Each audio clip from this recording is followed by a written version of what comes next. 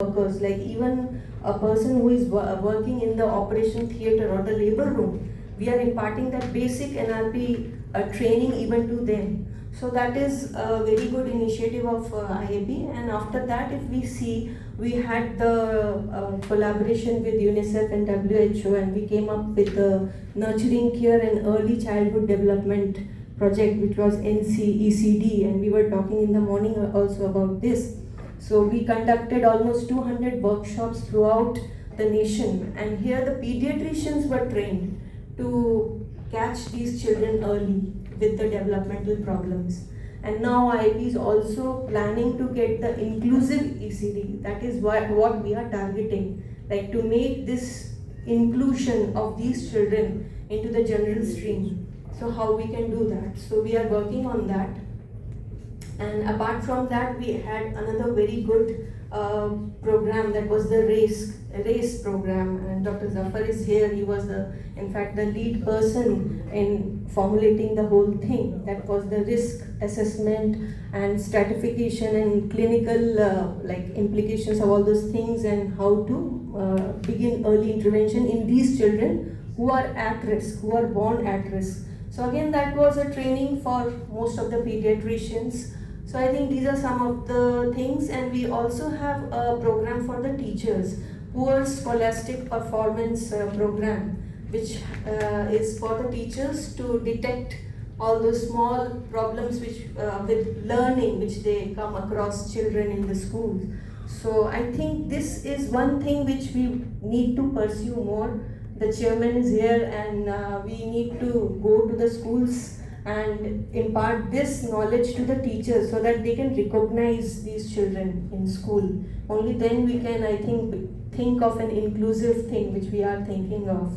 And I think this is all we have. Thank you so much.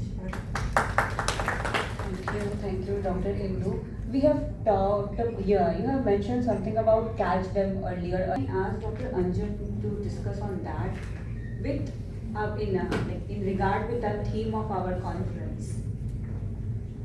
Yes, the conference theme is that autism womb to cradle.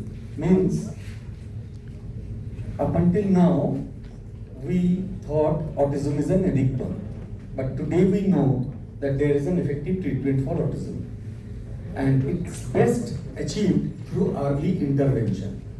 And early intervention can only happen through early detection. How early can we detect autism nowadays? With modern technology, we can detect it at birth. This much we knew, and when we implement early intervention at that young age, we see magical results. And this much is also evidence-based. What is new knowledge is that we can detect the risk of autism even before birth. And today's conference was on that one, so that we can even catch them younger.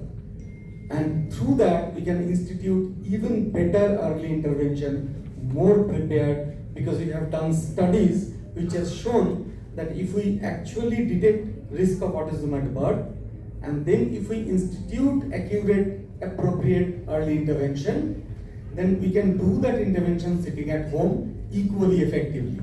And this is the published study that we have done from here as a world's first study in collaboration with Queensland University, Australia. This study has been repeated in Australia itself, so it's proper evidence now. Now, thinking about early detection and early intervention, one of the caveat will be medico-legal aspects.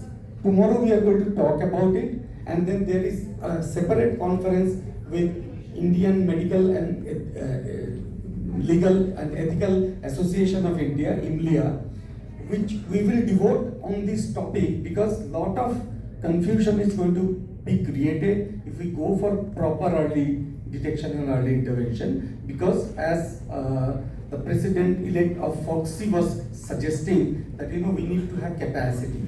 So in terms of capacity building, you have heard about IAP's endeavor about the fellowship and others.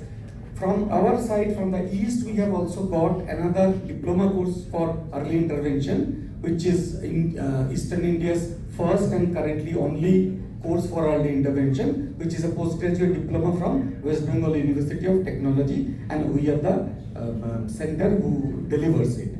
So we are building skills for early intervention because it needs to go into the population level, and that is where the dream of disability eradication lies. And along with all the members of IAP and now the obstetric organizations, the sonologist, means radiologist and genetic pool of healthcare professionals, we are trying to endeavor for that decade now to eradicate the face of disability. We don't mean that we will take it completely away, but it will be very, very low. Just like how the infant mortality rate was, or how it is now in Kerala. It is very, very low comparable to the best of the parts of the world. And that is what our... Thank you, Megha.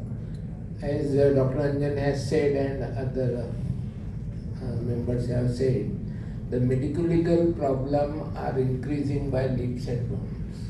And I think the most important reason for that is the projection in the media also. The doctor-patient relationship is very much deteriorating.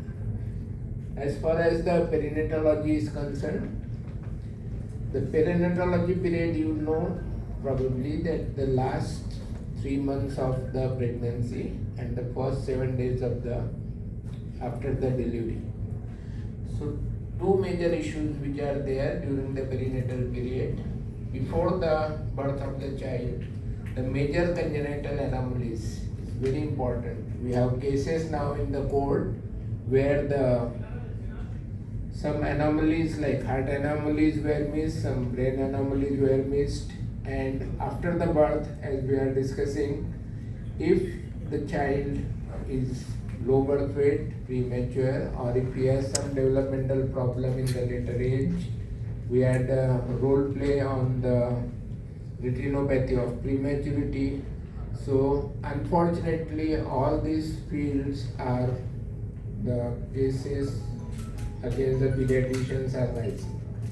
So I think media has a very important role to play in that, improving the doctor-patient relationship. We have to convince our community that these things are going to happen. These have been happening, as Dr. Samir has said. We cannot go as per the Western norms. We have to have our own norms. What is happening in Western countries, we cannot apply the same thing here. The social structure is different, our emotional thinking is different, our family structure, the community structure is different. So only because in foreign countries the cases are increasing against the doctors or against the treating physicians, we cannot follow the same thing here also. So there are many issues in perinatology where the medical legal cases can happen.